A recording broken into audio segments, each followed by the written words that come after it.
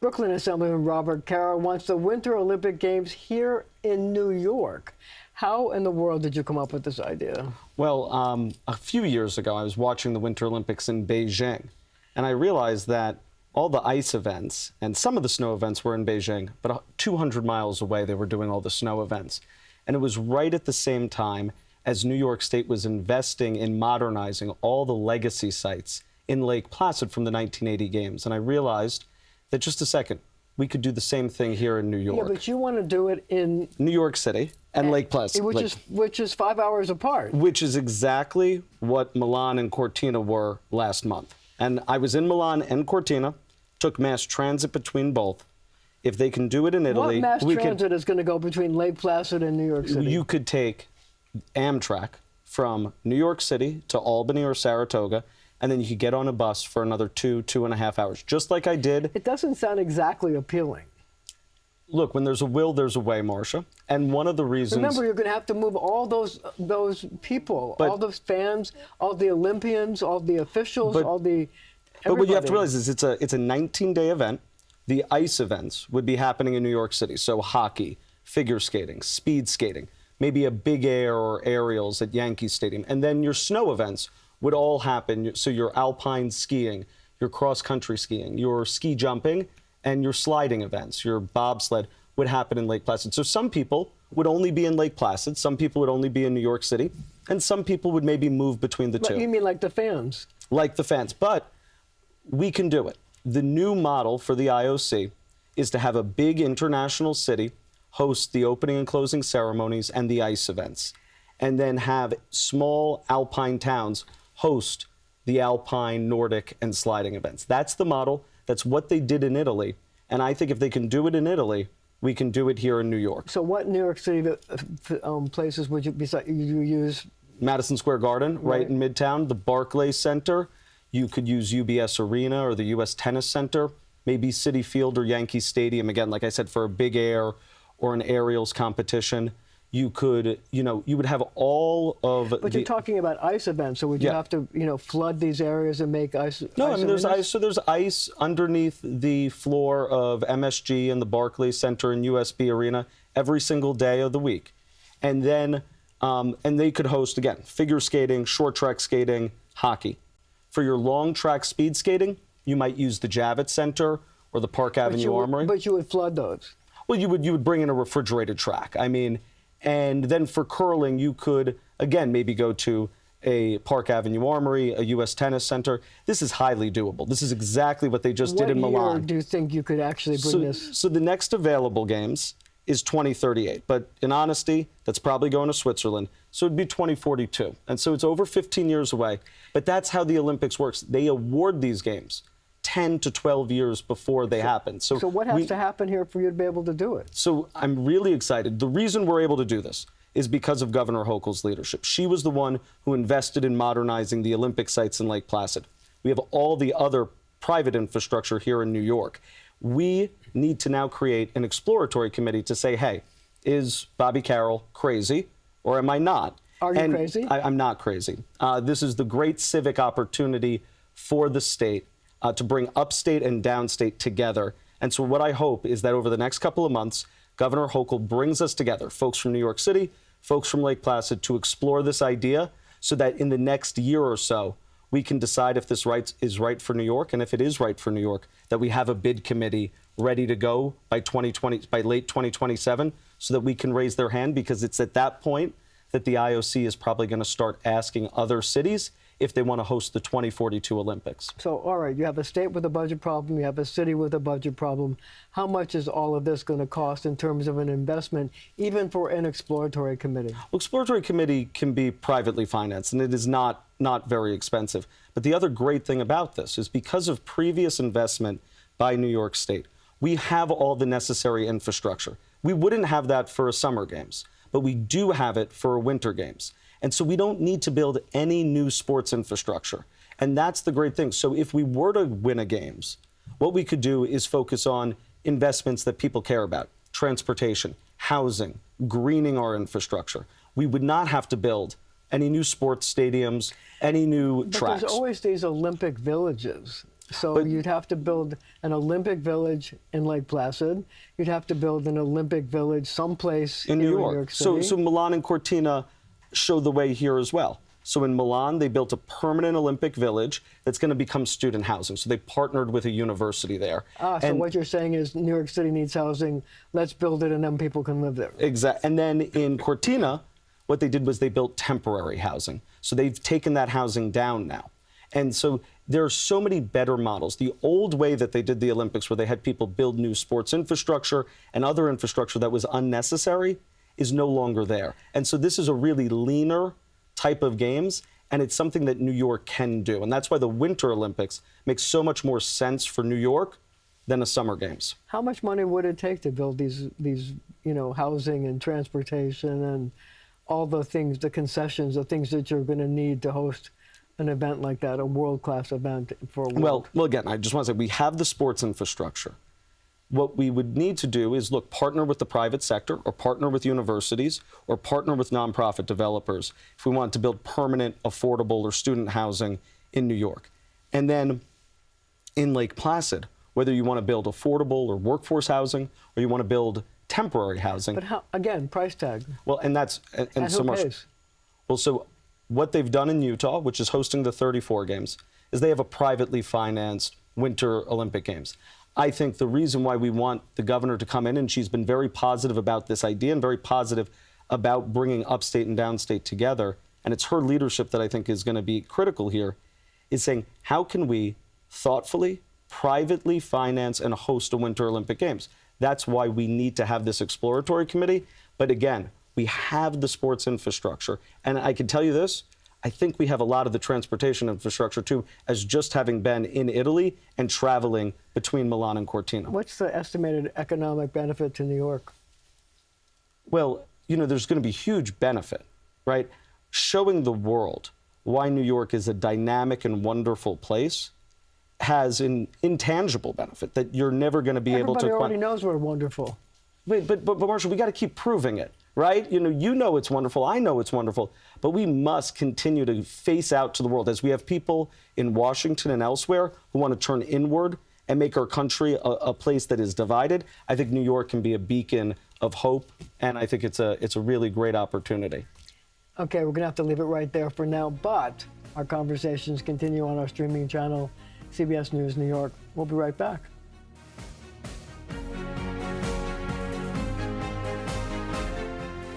We are back with Brooklyn Assemblyman Robert Carroll, who wants to bring the Olympics to New York City, New York State, upstate, downstate, big partnership.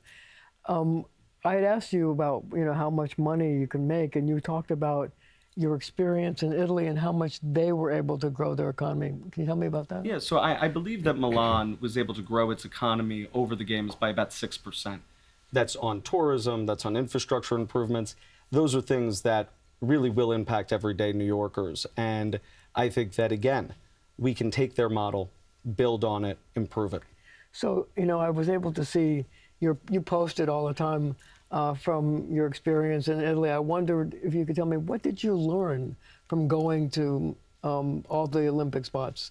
Well, one, how it's different than any other event I've ever been to. You'd be in a bar or restaurant and people would be trading Olympic pins. People would be fascinated of where people were going or coming. You could tell while you were eating dinner that there were people from Korea or from Denmark or from China or from Germany in the restaurant with you.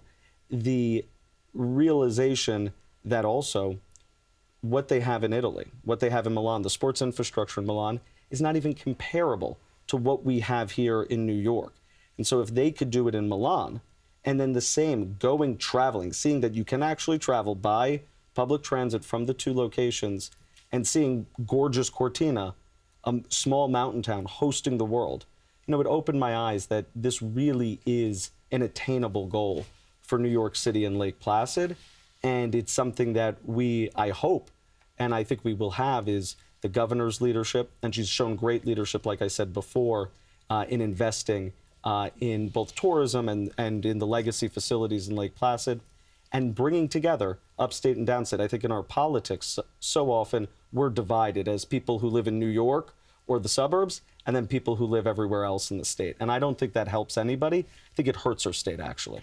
I just wonder if the transportation aspect of it is a hard one. You have, Amtrak that goes to Albany or just a little bit above Albany, which is cutting back on its service because of they're trying to modernize their tracks. But you have that, and then you'd have to switch to a bus. And with all those people going back and forth, is that going to be a difficult thing to come up with? Well, look, I mean, one, this could be a goal, right? If we were to host the games in the next 15 years, it gives us a clear deadline to improve that corridor, to say we want to get federal, state, and local investment to make that corridor better so there's easier travel. Two, we would have to manage. When I went to Cortina, you couldn't drive to it, right? They wouldn't let average people drive to Cortina. You had to get on a bus. So, there will have to be management of spaces and of how people travel. There are also 2 regional airports right near Lake Placid. One is Lake Clear in Saranac Lake, and one is in Plattsburgh. This could give us the opportunity to invest in better air transit links between New York and upstate New York. Talking about a lot of money here. And that's the reason why we want to bring people together over the next year to talk about that. That's why we would have to bring in federal partners. This is a mega event. This would make the World Cup that's happening this summer look small. But I think it's an opportunity like no other. New York City is the most global city in the world. We've never hosted the Olympics. LA is about to host its 3rd. London's had 3. Paris has had 3. Tokyo's had 2. There's a reason they keep wanting to host these games, is because it's a galvanizing event for the community, for the civic cohesion of a city, but also it's a way to get things done. It's a way to create deadlines. Have you sensed, given the fact that you've done a lot of talking to people about this, that there's interest like in the business community, in like federal elected officials, state elected officials, to come together to try to support a bid like this? 100%, Marcia. So I'm not going to name every single person I've talked to, but I've talked to people at high levels of the federal government, the state government. I've talked to people at high levels of professional sports, talked to folks in the media, and there's been a lot of enthusiasm about this. And I think that's where the governor has expressly said that she's enthusiastic about this idea and wants to take hold of this idea and have an exploratory committee. So I hope that she does that. I hope I'm a part of that. And I hope we can all keep having this conversation, because it shouldn't just be my decision. It should be everybody's decision. There are 20 million people in New York. How did you get interested in doing this? I mean, are you a big fan of curling? Are you an ice skater? You like hockey? Well, so, I was... It's the curling, It's right? the curling. Curling is great. I saw some curling while I was in Cortina. I was so lucky to grow up in Brooklyn. I love New York City. But my Which family... is not exactly the center of ice sports. No. Or by the way, skiing. Or skiing. But my family's had a house in the Adirondacks my whole life. And so I learned how to ski there, but I learned how to ice skate in Prospect Park. And so you can't go to the Adirondacks without knowing the history of Lake Placid and the 1980 and 1932 Olympics. And so I love the Adirondacks. I was married there. I bring my own kids there. And so it's a phenomenal place. It's a place that more people should know about. And so I have a real love for the Adirondacks. And that's the reason why I love trying to bring 2 places that I think are wonderful in our state together. Well, I can't miss the opportunity to talk to an assemblyman about what's going on in Albany right now. Of course. And I know that there's serious budget issues, and there's a big push to tax the rich. Yeah. I wonder how you feel about that. Look, I do think that we should tax high earners and corporations more. One example that I like to give, I have 2 young children under 4. And for my youngest child, my 4-year-old, or my almost 4-year-old, is in 3K, but my almost 2-year-old is in daycare. And I spend well over $20,000 a year. And I'm an assembly member. I make an okay salary, but I'm not rich. If we were able to raise taxes a small amount on people who make over $1 million a year, the average person would pay about $20,000 extra a year in tax. Well, that's what the mayor says, but the governor is trying to run for re-election, and she's dead set against it, and her opponent, Bruce Blakeman, is really dead set against taxing more people. So how do you see this playing out, given the fact that there's opposition from both the governor and the person who's running against her? Look, I issue? have deep respect for the governor, and she has, she has a lot of power and authority in the budget process, which I totally understand. and she's got to think about things globally. I agree with her about a whole host of things. I do Not think taxes. I don't, but we will see who wins the day. I support her. I think she's doing a phenomenal job, and I think we'll be able to figure out ways to make sure that the ends meet for our state budget and for our city budget over the next couple of weeks. Don't you think there's other? I mean, I know there's other ways to raise revenue, and one of the things that you support is to charge a fee, a $3 fee, for people who buy things online. Yes. But not food or medicine. Is that a serious proposition? So yeah, a couple of years ago we introduced a bill for non-essential items, whether it's food, medicine, diapers, so not those things, but other items to say, hey, look, be more conscientious, right? This has a real cost. It has an environmental cost, it has a pollution cost, it has a traffic cost. That would raise a lot of revenue. We suggested it should go to the MTA at the time, kind of like we did it while congestion pricing debate was happening. Do you have any idea how much it could raise? Oh, it would raise, I mean, there's over 2 million non-essential deliveries a day in New York City. 2 million a day? Yeah. I times believe the $3 times 365? A lot of money, billions, right? It would raise a lot of money. So why don't we do that instead of taxing the rich, which is a difficult thing for the governor to do in an election year? And I think, look, I think we should look at all things. We should look at externality taxes like online delivery fees or congestion pricing and say, hey, we all live in this big, tight city. We should all pitch in and we should all be more conscientious. But I also do think that, look, people who make a lot of money really because they have this unbelievable opportunity to work and live in and around New York City, they too should pitch in. And so I think there's a balance. I think that the differences between myself and the governor and the mayor, wherever, if we all come up slightly different, they're a little more powerful than me. I think we have a lot more in common, and I think we can find a lot more common ground. And my guess is we're going to find ways to get enough revenue so that we can do the good things in New York City and in New York State this year and in the years to come. So one of the proposals to help the city with its budget is to pull back on the class size limitations that have been passed in Albany. I know that you have made education a key focal point of your career in Albany. So how do you feel about the fact that they might pull back and not go through the full class size thing right now, which would cost billions of dollars for New York City to hire more teachers, build more buildings in order to reduce the size of people? Look, it's a huge issue. And logistically, it's a huge issue. I have principals call me up every day trying to figure out how to make the class size mandate work. And it's a huge hiring issue, right, of finding qualified like 12,000 teachers. And, one of the things that you and I care about deeply, and we've talked about on your show before, is literacy and really, evidence-based literacy instruction and making sure that we have high-quality, teachers and high-quality curriculum in our classrooms. I think we can do that, and I think we can make sure that class sizes are manageable. I have a lot of respect for the mayor and for the new chancellor to say that we are not able to make ends meet. We have to be honest with that. And so my hope is that we can figure out a solution that says, okay, we are with reality that this is not going to happen in the next year. But what is a pathway to making sure that kids across the board have high quality evidence-based literacy curriculum and math curriculum, and teachers have the training that they desperately need, while also making sure classes are manageable in size. And I think maybe, putting in stone a specific number is maybe not always the greatest piece of public policy, but I think we can get to a place where we also don't have 30, 35, 40 kids in a class either. And so how we figure that out is going to be tough, but I'm convinced that we have the right people to get to the right solution. So you say that you would support some kind of change?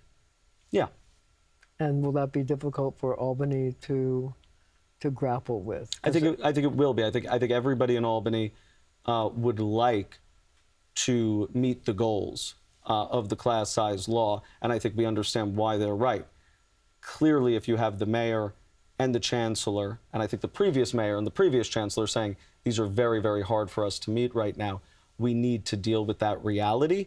And that doesn't mean we abandon it forever. It may mean that, look, we're going to need to reassess and figure out how we get there over the next number of years. Robert Carroll, he wants to bring the Olympics to New York, and he says it's not a slippery slope for the state to do it. And on that note, thank you for coming. Thank you, Marcia. And thank you at home for joining us.